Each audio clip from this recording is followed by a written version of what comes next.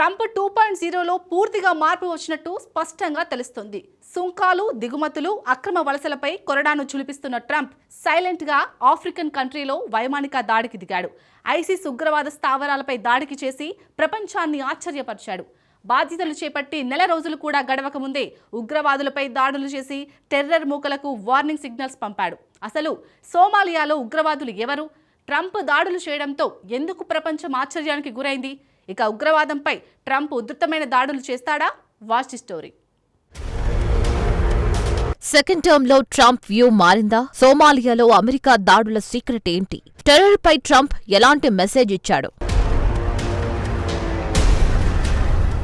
తూర్పు ఆఫ్రికా దేశం సోమాలియాలో అమెరికా నిప్పుల వర్షం కురిపించింది. రెండోసారి డొనాల్డ్ ట్రంప్ అమెరికా అధ్యక్షుడిగా బాధ్యతలు చేపట్టిన తర్వాత ఫస్ట్ టైం వైమానిక దాడులకు ఆదేశించాడు. ఇస్లామిక్ స్టేట్ ఉగ్రమూకలను లక్ష్యంగా చేసుకుని ట్రంప్ ఈ దాడి చేయించాడు. ఈ వైమానిక దాడులకు సంబంధించిన వీడియోను ట్రంప్ సోషల్ మీడియాలో షేర్ చేశాడు. పర్వత ప్రాంతాల్లో అమెరికా వైమానిక దాడులకు పాల్పడినట్లు ఆ వీడియోను బట్టి తెలుస్తోంది. ఇస్లామిక్ స్టేట్ సోమాలియా ప్రావిన్స్లోని గుహలపై అమెరికా దాడి చేసింది. ఈ దాడిలో భారీ ఎత్తున పొగలు వెలువడ్డాయి. ఉగ్రవాద స్థావరాలపై నేరుగా అమెరికా దాడులు చేసినట్లు నివేదికలు చెబుతున్నాయి. ఈ దాడిలో 41 మంది ఉగ్రవాదులను హతమార్చినట్లు అమెరికా వెల్లడించింది. ఇందులో 12 మంది ఇతర దేశాలకు చెందిన ఉగ్రవాదులు కూడా ఉన్నట్లు తెలుస్తోంది. ప్రాంతీయ ఇస్లామిక్ స్టేట్ ఉగ్రవాద నాయకుడు హతమైనట్లు సమాచారం. ఐసిస్లోని దాడులను ప్లాన్ చేసే సీనియర్ ఉగ్రవాదిని లక్ష్యంగా చేసుకున్నట్లు అమెరికా తెలిపింది. అమెరికా చెప్తున్న ఆ వ్యక్తి పేరు అబ్దుల్ ఖాదిర్ మొమిన్. సోమాలియా ప్రావిన్స్లోని ఇస్లామిక్ స్టేట్కు ఈ మోమీనే నాయకత్వం వహిస్తున్నాడు. అసలు సోమాలియాలో ఏం జరుగుతోంది?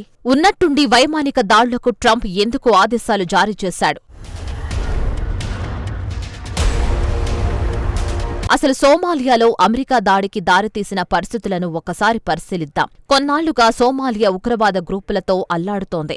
అందులో అత్యంత దారుణమైన ఉగ్రవాద సంస్థ అల్ షబాబ్. దీనికి అల్ ఖైదాతో కూడా సంబంధాలు ఉన్నాయి. అయితే 2012 నుంచి సోమాలి ప్రభుత్వంతో ఈ గ్రూపు యుద్ధం చేస్తోంది. 2015లో అల్ షబాబ్లో నాయకత్వంపై ఘర్షణలు మొదలయ్యాయి. దీంతో ఈ గ్రూప్ విడిపోయింది. సోమాలియాలోని పంట్ల్యాండ్లోని కొందరు ఉగ్రవాదులు ఇస్లామిక్ స్టేట్స్తో పొత్తు పెట్టుకోవాలని భావించారు. ఆ తర్వాత ఈ గ్రూప్ ఇస్లామిక్ స్టేట్ సోమాలియా ప్రావిన్స్గా పేరును మార్చుకుంది. తాజాగా ఈ గ్రూప్ని అమెరికా వైమానిక దాడులతో లక్ష్యంగా చేసుకుంది. పంట్లాండ్ అనేది సోమాలియా ఉత్తర భాగంలోని ప్రాంతం. సోమాలియాలో స్వయం ప్రతిపత్తితో నడుస్తోందే ఈ పంట్లాండ్. ఈ ప్రాంత పాలకులు సోమాలియా ప్రభుత్వాన్ని అస్సలు అంగీకరించడం లేదు. అంతేకాదు పంట్లాండ్కు ప్రత్యేక మిలిటరీ దళం కూడా ఉంది. పంట్లాండ్ ప్రభుత్వం ఇస్లామిక్ స్టేట్కు వ్యతిరేకంగా పోరాటం సాగిస్తోంది. గతేడాది డిసెంబర్ నుంచి ఉగ్రవాద గ్రూపులను పంట్లాండ్ దళాలు వేటాడుతున్నాయి. అయితే స్థానిక పర్వత ప్రాంతాల్లో ఇస్లామిక్ స్టేట్ చాలా బలంగా ఉంది. ఈ నేపథ్యంలో పంట్లాండ్ తన మిత్ర దేశాలైన America, United Arab Emirates, UAE సాయాన్ని కోరింది. ఇప్పటికే ఈ రెండు దేశాలు నిఘా, గూఢచర్య సమాచారాన్ని పంట్లాండ్కు అందిస్తున్నాయి. ఎర్ర సముద్రం సమీపంలోనే అమెరికాకు చెందిన యుద్ధ విమాన వాహక నౌక ఉంది. దాని పేరు యుఎస్ఎస్ హారిస్ ట్రూమన్. ఈ నేపథ్యంలోనే సోమాలియాలోని పంట్లాండ్కు అమెరికా మద్దతుగా వెళ్లింది. సో ఫిబ్రవరి 1న ఐసిస్ స్థావరాలపై దాడులు చేసేందుకు అమెరికా వైమానిక దళానికి ట్రంప్ ఆదేశాలు జారీ చేశాడు. పర్వత గుహల్లో దాక్కున్న ఉగ్రమూకలను వేటాడి తమ సైన్యానికి సూచించాడు. ఇక దీంతో యుఎస్ఎస్ హారిస్ ట్రూమన్ వద్ద ఉన్న అమెరికన్ యుద్ధ విమానాలు యాక్షన్లోకి దిగిపోయాయి. ఐసిస్ స్థావరాలపై FA-18 సూపర్ హోనెట్ అనే ఫైటర్ జెట్లు దాడులకు దిగాయి.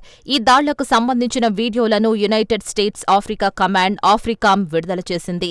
సోమాలి ఉగ్రవాద స్థావరాలపై ఈ యుద్ధ విమానాలు విరుచుకుపడ్డాయి. దాడుల అనంతరం ట్రంప్ వార్నింగ్స్ ఇచ్చాడు. ఐసిస్తో పాటు అమెరికన్లపై దాడి చేసే వారందరికీ సోమాలియా దాడి సందేశంగా మారుతుందని ట్రంప్ చెప్పాడు. తమపై దాడి చేసే ఎవరైనా సరే వెంటాడి మరీ హతమారుస్తామని ట్రంప్ క్లారిటీగా వార్నింగ్ ఇచ్చాడు. సో ట్రంప్ చాలా స్పష్టంగా క్లారిటీగా వార్నింగ్ ఇచ్చాడు. ట్రంప్ ఫస్ట్ టర్మ్తో పోలిస్తే సోమాలియా దాడి ఆశ్చర్యాన్ని కలిగిస్తోంది. వాస్తవానికి ట్రంప్ విదేశాల్లో అమెరికా బలగాలను ఉంచడానికి వ్యతిరేకం. ట్రంప్ మొదటి పదవీ కాలంలో ఆఫ్ఘనిస్తాన్ నుంచి అమెరికా బలగాలను ఉపసంహరించుకునేందుకు ఆదేశించాడు. అలాగే సోమాలియా విషయంలో 2020లో కీలక నిర్ణయం తీసుకున్నాడు. సోమాలియా నుంచి అమెరికా దళాలను ఉపసంహరించుకోవాలని ఆదేశించాడు.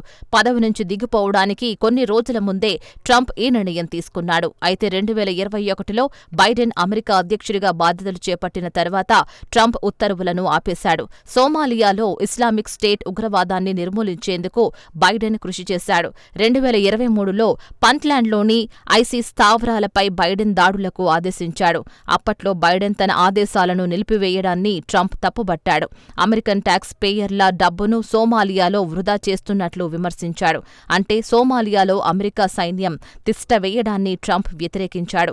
అలాంటి ట్రంప్ ప్రస్తుతం ఇస్లామిక్ స్టేట్ ఉగ్రవాదులపై వైమానిక దాడులపై ఆదేశించడం చర్చనీయాంశంగా మారింది. ట్రంప్ చర్యలతో సోమాలియా నాయకత్వం మాత్రం చాలా సంతోషంగా ఉంది.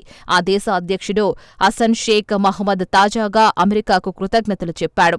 ట్రంప్ నాయకత్వం ధైర్యంగా, నిర్ణయాత్మకంగా వ్యవహరించిందని కొనియాడారు. అమెరికా సోమాలియా ఆధ్వర్యంలో ఉగ్రవాదానికి వ్యతిరేకంగా పోరాటం చేసేందుకు సిద్ధంగా ఉన్నారని షేక్ మహ్మద్ చెప్పారు. మొత్తంగా ట్రంప్ను అంటిపెట్టుకుని ఉండేందుకు సోమాలియా నాయకత్వం మొగ్గు చూపుతోంది.